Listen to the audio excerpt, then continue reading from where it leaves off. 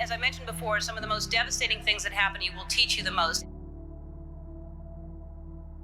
The way I ended up on this path was from a very tragic event.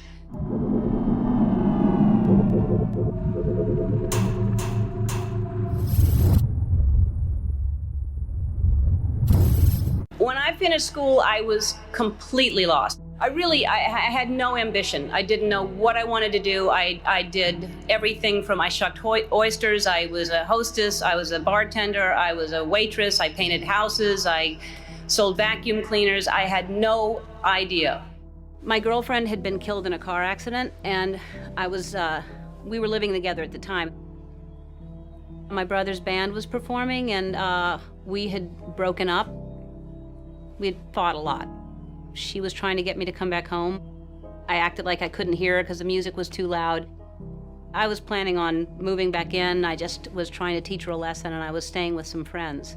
So I just acted like I couldn't hear, and I was being really dismissive of her. She had left before us, and as we were driving home, we saw a car, and it was split in two, and we heard sirens behind us, so it had just happened. Nobody was there yet, and we just kept going. And I found out shortly after that it was her. And I was living in a basement apartment. I had no money.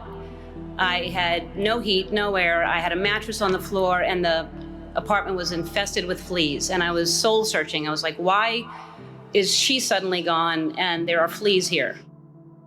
I started this path of stand-up, and it was successful and it was great, but it was hard because I was trying to please everybody, and I had this secret that I was keeping, that I was gay, and I thought if people found out, they wouldn't like me, they wouldn't laugh at me.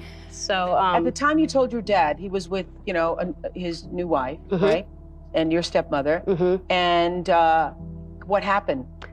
Well, actually, he told me that he figured it out. I was upset about something, and he kept saying, did you rob a bank? Did you kill somebody? And I kept saying, no, I just don't want to tell you. And finally, I told him, and he told me.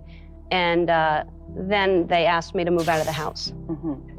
And so because she had two little girls that they worried that it would influence them. And it was still, everything was fine. It was just they didn't want me living in the house with the two little girls, which really hurt because I loved them, I finally decided that I was living with so much shame and so much fear that I just couldn't live that way anymore. And I decided to come out and make it creative, and my character would come out at the same time. And it wasn't to make a political statement. It wasn't to do anything other than to free myself up from this heaviness that I was carrying around. And I just wanted to be honest.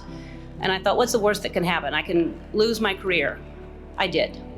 I lost my career. I got, the show was canceled after 6 years without even telling me. I read it in the paper. The phone didn't ring for 3 years. I had no offers. Nobody wanted to touch me at all.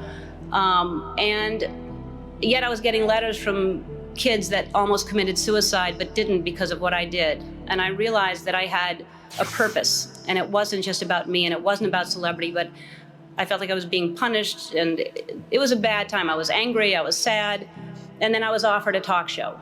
And the people that offered me the talk show tried to sell it, and most stations didn't want to pick it up. Most people didn't want to buy it because they thought nobody would watch me. And really, when I look back on it, I wouldn't change a thing. I mean, it was so important for me to lose everything because I found out what the most important thing is to be true to yourself. And ultimately, that's what's gotten me to this place. I don't live in fear. I'm free. I have no secrets. And I know I'll always be okay because no matter what, I know who I am. For me, the most important thing in your life is to live your life with integrity and not to give in to peer pressure to try to be something that you're not. To live your life as an honest and compassionate person, to contribute in some way.